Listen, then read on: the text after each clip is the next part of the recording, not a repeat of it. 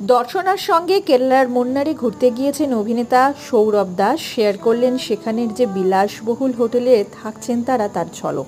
সেই রুমের ঝলক শেয়ার করলেন অভিনেতা।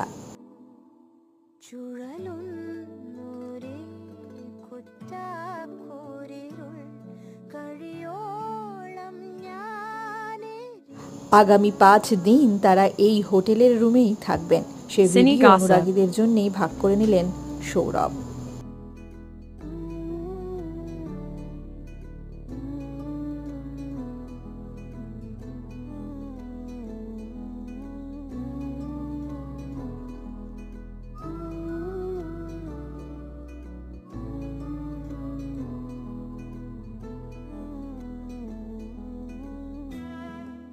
এই ট্যুরে কতটা মজা করেন দর্শনা আর সৌরভ, সে সমস্ত আপডেট নিয়ে আসবো আপনাদের কাছে খুব শীঘ্রই।